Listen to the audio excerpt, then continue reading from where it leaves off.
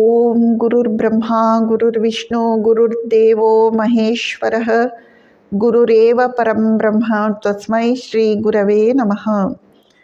ಓಂ ನಮಃ ಶ್ರೀ ಯತಿರಾಜಾಯ ವಿವೇಕಾನಂದ ಸೂರಯೇ ಸಚ್ಚಿತ್ ಸುಖ ಸ್ವರೂಪಾಯ ಸ್ವಾಮಿನೇ ತಾಪಹಾರಿಣೇ.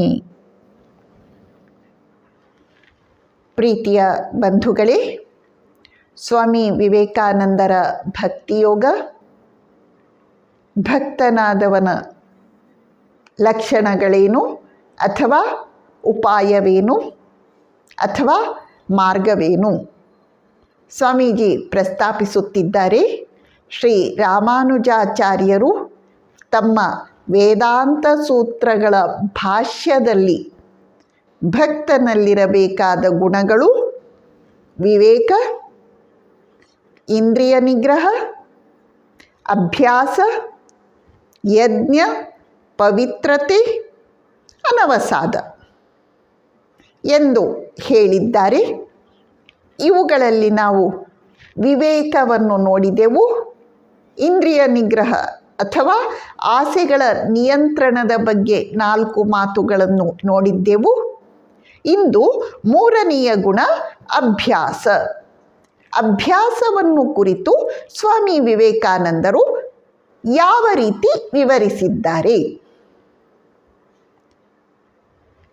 ಆಧ್ಯಾತ್ಮಿಕ ಪಥ ನಿರಂತರ ಹೋರಾಟಪೂರ್ಣವಾದದ್ದು. ಸಾಧಕ ಸತತ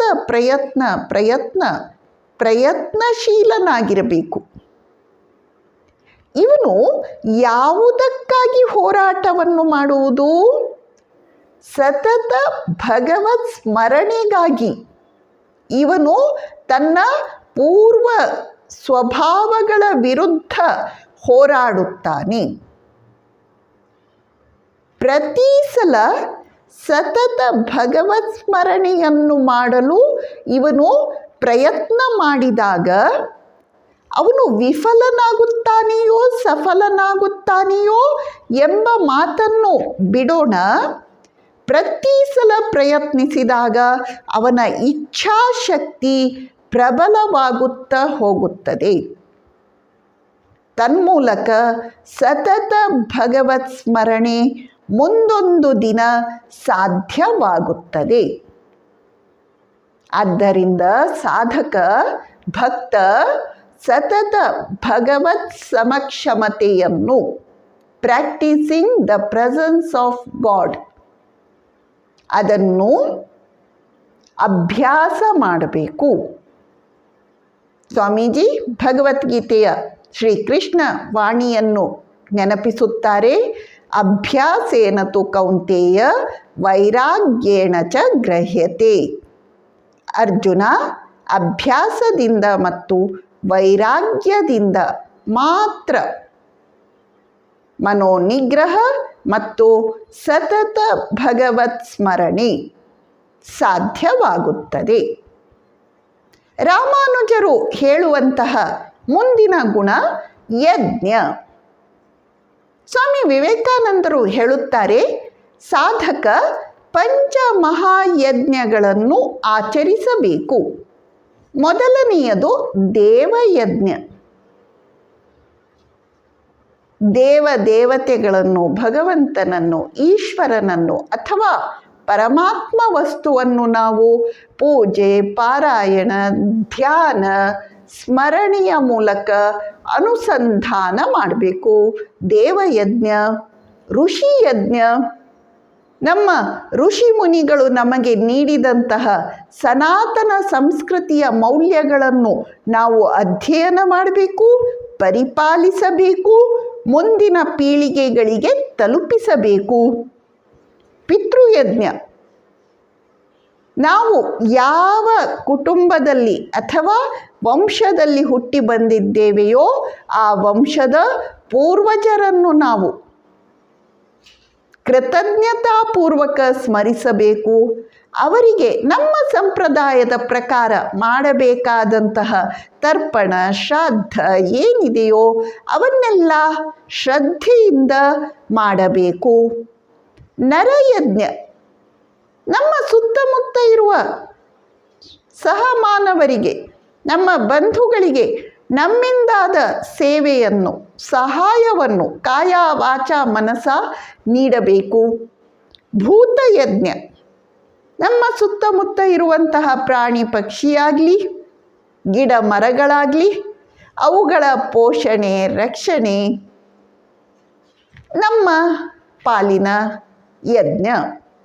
ಹೀಗೆ ಸ್ವಾಮೀಜಿ ಹೇಳುತ್ತಾರೆ, ಪ್ರತಿಯೊಬ್ಬ ಸಾಧಕ ಈ ಪಂಚಮಹಾಯಜ್ಞಗಳನ್ನು ಮಾಡಬೇಕು. ಮುಂದಿನ ಗುಣ ಶ್ರೀರಾಮಾನುಜಾಚಾರ್ಯರು ಹೇಳುತ್ತಿರುವುದು ಪವಿತ್ರತೆ. ಪವಿತ್ರತೆ ಸಾಧಕ ಬಾಹ್ಯದಲ್ಲೂ ಅಂತರಂಗದಲ್ಲೂ ಪವಿತ್ರನಾಗಿರಬೇಕು, ಶುಚಿಯಾಗಿರಬೇಕು. ನಿಜ, ಬಾಹ್ಯದ ಪವಿತ್ರತೆ ಅನ್ನುವಂಥದ್ದು ಅಂತರಂಗದ ಪವಿತ್ರತೆಯನ್ನು ಸಾಧಿಸಲಿಕ್ಕೆ ಸಹಾಯಕವಾಗಿರಬೇಕು. ಕೇವಲ ಬಾಹ್ಯ ಶುಚಿತ್ವ ಸಾಕಾಗುವುದಿಲ್ಲ. ಪುರಂದರದಾಸರ ವಾಣಿಯನ್ನು ನೆನಪಿಸಿಕೊಳ್ಳಬಹುದು. ಹೊರಗೆ ಮಿಂದು ಒಳಗೆ ಮೀಯದವರ ಕಂಡು, ಹೊರಗೆ ಮಿಂದು ಒಳಗೆ ಮೀಯದವರ ಕಂಡು ಬೆರಗಾಗಿ ನಗುತ್ತಿದ್ದ ಪುರಂದರ ವಿಠಲ. ಮಿಂದಲ್ಲಿ ಫಲವೇನು ಮೀನು ಮೊಸಳೆಯಂತೆ. ಮಿಂದಲ್ಲಿ ಸ್ನಾನ ಮಾಡಿದರೆ ಏನು ಉಪಯೋಗ? ಮೀನು ಮೊಸಳೆಗಳು 24 ಗಂಟೆ ಸ್ನಾನ ಮಾಡುತ್ತವೆ. ಮಿಂದಲ್ಲಿ ಫಲವೇನು ಶ್ರೀಶೈಲ ಕಾಗೆಯಂತೆ. ಸುಮ್ಮನೆ ನಿಂತ್ಕೊಂಡ್ರೆ ಆಗಲಿಲ್ಲ. ಹೊರಗಿನ ಶುಚಿತ್ವ ಅಂತರಂಗದ ಶುಚಿತ್ವಕ್ಕೆ ದಾರಿ ಮಾಡಿಕೊಡುವಂತಾದರೆ ಮಾತ್ರ ಪ್ರಯೋಜನ ಇದೆ. ಅಂತರಂಗದ ಶುಚಿತ್ವವನ್ನು ಸಾಧಿಸಲಿಕ್ಕೆ ರಾಮಾನುಜರು ಸತ್ಯವಾಕ್ಯ ಪರಿಪಾಲನೆ, ಹೇಳಿದ್ದನ್ನು ಮಾಡುವುದು, ಮಾಡಿದುದನ್ನು ಹೇಳುವುದು. ಆರ್ಜವ, ಆರ್ಜವ ಅಂದರೆ ಸ್ಟ್ರೇಟ್ ಫಾರ್ವರ್ಡ್ನೆಸ್, ಒಳಗೊಂದು ಹೊರಗೊಂದು ಅಲ್ಲ, ನೇರವಾದ ರುಜುವಾದ ನಡತೆ. ದಯೆ, ಎಲ್ಲರ ಕುರಿತು ಒಂದು ಕರುಣೆಯ ಭಾವನೆ. ಸಂಶಯ, ಅತೃಪ್ತಿಯ ಭಾವನೆ ಇಲ್ಲದಿರುವುದು. ಅನಭಿಧ್ಯ, ಅನಭಿಧ್ಯ ಅಂದರೆ ಅಸ್ಥೇಯ, ಕದಿಯದಿರುವುದು. ಇನ್ನೊಬ್ಬರ ಯಾವುದೇ ವಸ್ತುಗಳನ್ನು ಮನಸ್ಸಿನಿಂದಲೂ ಬಯಸದಿರುವುದು. ಇನ್ನೊಬ್ಬರಿಗೆ ಪೀಡನೆಯನ್ನು ಮಾಡದಿರುವುದು. ಮತ್ತು ಅಹಿಂಸೆ, ಕಾಯ ವಾಚ ಮನಸ ಹಿಂಸೆಯನ್ನು ವರ್ಜಿಸುವುದು. ಹೀಗೆ ರಾಮಾನುಜರು 5 ಲಕ್ಷಣಗಳನ್ನು ಅಂತರಂಗದ ಪವಿತ್ರತೆಯನ್ನು ಸಾಧಿಸುವ ಕಡೆಯಲ್ಲಿ ಹೇಳಿಕೊಟ್ಟಿದ್ದಾರೆ. ಸ್ವಾಮೀಜಿ ಹೇಳುತ್ತಾರೆ, ಇದರಲ್ಲಿ ಒಂದೊಂದು ಗುಣವನ್ನು ಕೂಡ ನಾವು ಸ್ವಲ್ಪ ಆಳವಾಗಿ, ಆಮೂಲಾಗ್ರವಾಗಿ ಆಲೋಚನೆ ಮಾಡಬೇಕಾದದ್ದು ಅವಶ್ಯಕ. ಈಗ ಇಲ್ಲಿ ಸ್ವಾಮೀಜಿ ಅಹಿಂಸೆಯೊಂದನ್ನು ವಿಶೇಷವಾಗಿ ವಿವರಿಸಿ ಹೇಳುತ್ತಾರೆ. ಅಹಿಂಸೆ ಅಂದರೆ ಏನು? ಕೆಲವರು ಇರ್ತಾರೆ, ಅವರು ಅಹಿಂಸೆಯನ್ನು ಪಾಲಿಸಬೇಕು ಎಂದು ಪ್ರಾಣಿ ಪಕ್ಷಿಗಳಿಗೆಲ್ಲ ಆಹಾರ ಕೊಡುತ್ತಾ ಇರ್ತಾರೆ, ಇರುವೆಗಳಿಗೆ ಸಕ್ಕರೆಯನ್ನು ಹಾಕ್ತಾ ಇರ್ತಾರೆ.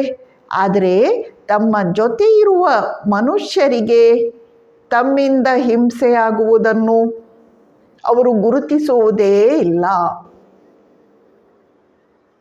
ಈ ಬಗೆಯ ವರ್ತನೆಯನ್ನು ನಾವು ಅಹಿಂಸೆ ಅಂತ ಹೇಳಲಾಗುವುದಿಲ್ಲ.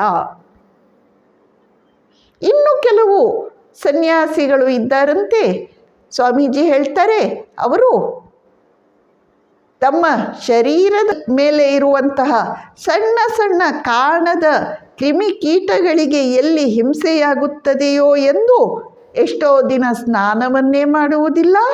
ತನ್ಮೂಲಕ ಅವರು ಜೊತೆ ಇರುವ ಮನುಷ್ಯರಿಗೆ ಹಿಂಸೆಯನ್ನು ಉಂಟು ಮಾಡ್ತಾರೆ, ರೋಗ ಹರಡಲಿಕ್ಕೆ ಕಾರಣವಾಗುತ್ತಾರೆ.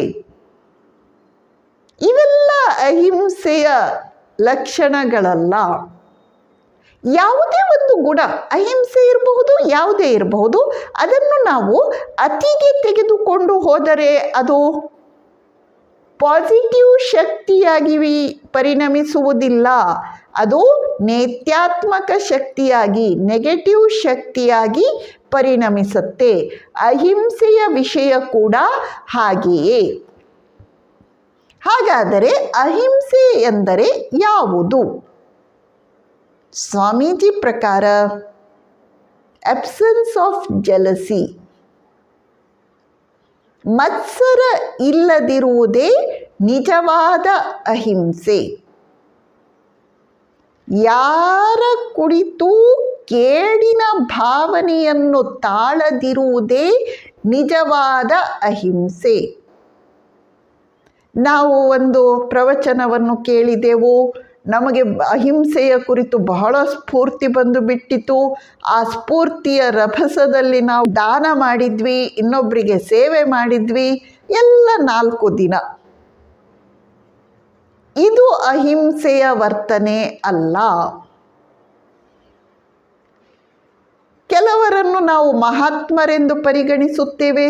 ಅವರು ಎಷ್ಟೊಂದು ಸೇವಾ ಕಾರ್ಯಗಳನ್ನು, ದಾನ ಕಾರ್ಯಗಳನ್ನು, ಮಹತ್ ಕಾರ್ಯಗಳನ್ನೆಲ್ಲ ಮಾಡುತ್ತಲೇ ಇರುತ್ತಾರೆ.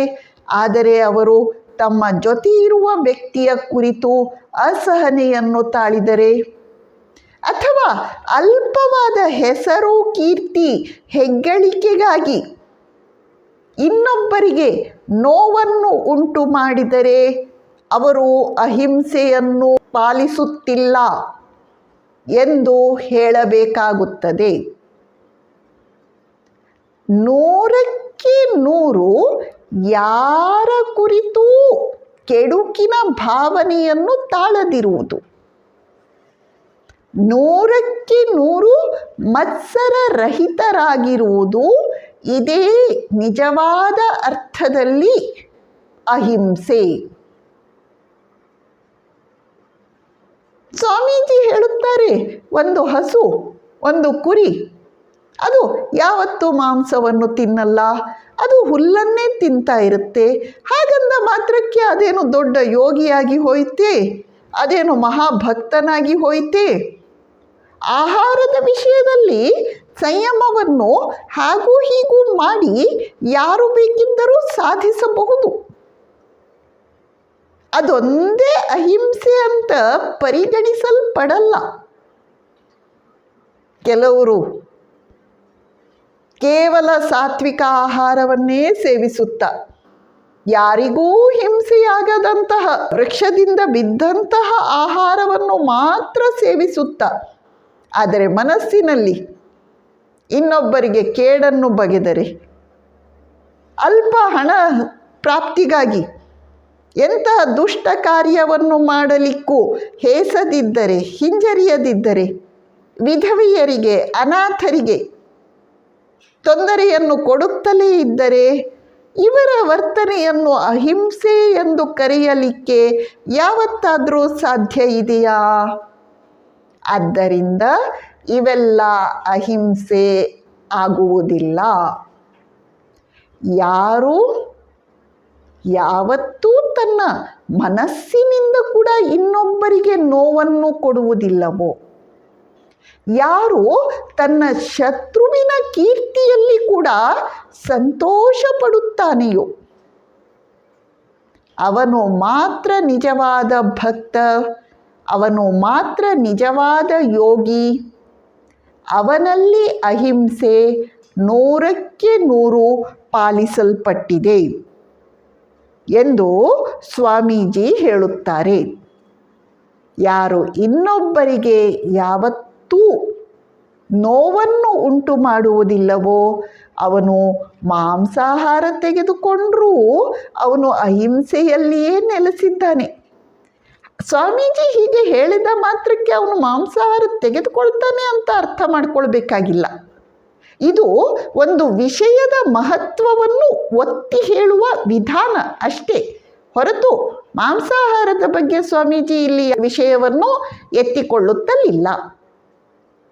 ಹೀಗೆ ಸ್ವಾಮೀಜಿ ಏನು ಹೇಳುತ್ತಾ ಇದ್ದಾರೆ ಅಂದರೆ, ಎಲ್ಲಿಯವರೆಗೆ ಬಾಹ್ಯ ಪವಿತ್ರತೆ ಅಂತರಂಗದ ಪವಿತ್ರತೆಯನ್ನು ಪಡೆದುಕೊಳ್ಳಲಿಕ್ಕೆ ಸಹಾಯ ಮಾಡುತ್ತದೆಯೋ ಅಲ್ಲಿಯವರೆಗೆ ನಮಗೆ ಬಾಹ್ಯ ಪವಿತ್ರತೆ ಬೇಕು, ಅದರಾಚೆ ಅಲ್ಲ. ಅಂತರಂಗದ ಪವಿತ್ರತೆಗೆ ನಾವು ಎಲ್ಲಕ್ಕಿಂತ ಹೆಚ್ಚಿನ ಪ್ರಾಮುಖ್ಯತೆಯನ್ನು ನೀಡತಕ್ಕದ್ದು. ಹೊರಗಿನ ಪವಿತ್ರತೆಯಲ್ಲಿ ಕೆಲವು ಎಲ್ಲ ಸಣ್ಣ ಸಣ್ಣ ವಿವರಗಳು, ಮೈನ್ಯೂಟ್ ಡೀಟೇಲ್ಸ್, ಅವುಗಳ ಕಡೆ ಗಮನ ಕೊಟ್ಟು ಹೆಚ್ಚು ತಲೆ ಕೆಡಿಸಿಕೊಳ್ಳಬೇಕಾಗಿಲ್ಲ. ಸ್ವಾಮೀಜಿ ಒಂದು ಮುಖ್ಯವಾದ ಮಾತನ್ನು ಇಲ್ಲಿ ಹೇಳ್ತಾರೆ. ಧರ್ಮದ ಸಾರವನ್ನು, ಅಧ್ಯಾತ್ಮದ ಸಾರವನ್ನು, ಸತ್ವವನ್ನು ಗ್ರಹಿಸಿ ಪಾಲಿಸಲಿಕ್ಕೆ ನಾವು ಪ್ರಯತ್ನ ಮಾಡಬೇಕಾಗಿದೆಯೇ ಹೊರತು ಆ ಧರ್ಮಫಲದ ಹೊರಗಿನ ಕರಟವನ್ನು ಹಿಡಿದುಕೊಂಡು ಮೆಕ್ಯಾನಿಕಲ್ ಆಗಿ, ಯಾಂತ್ರಿಕವಾಗಿ ಅದು ಹೇಳಿಕೊಟ್ಟಂತಹ ರೀತಿ ರಿವಾಜು, ಆಚಾರ ವಿಚಾರಗಳನ್ನು ಪಾಲಿಸುತ್ತಾ ಹೋಗುವುದರಲ್ಲಿ ಧರ್ಮದ ಸಾರ ಇಲ್ಲ. ತುಂಬ ಸುಂದರವಾದ ಮಾತು.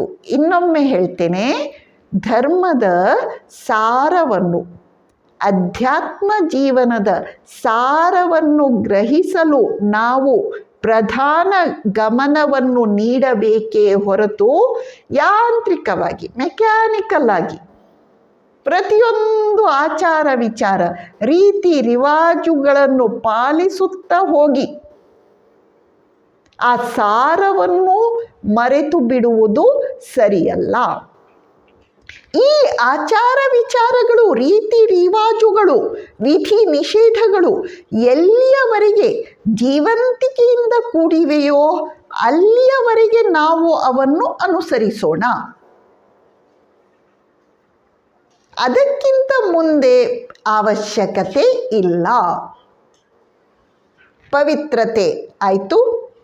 ಮುಂದಿನ ಗುಣ ಸ್ವಾಮೀಜಿ ಹೇಳುತ್ತಾರೆ, ರಾಮಾನುಜಾಚಾರ್ಯರ ಪ್ರಕಾರ ಅನವಸಾದ. ಅನವಸಾದ ಅನವಸಾದ ಎಂದು ಹೇಳಿದಾಗ ಬಲ. ನಾಯಮಾತ್ಮ ಬಲಹೀನೇನ ಲಭ್ಯ. ಈ ಆತ್ಮ ಬಲಹೀನರಿಗೆ ಸಿಗುವುದಿಲ್ಲ.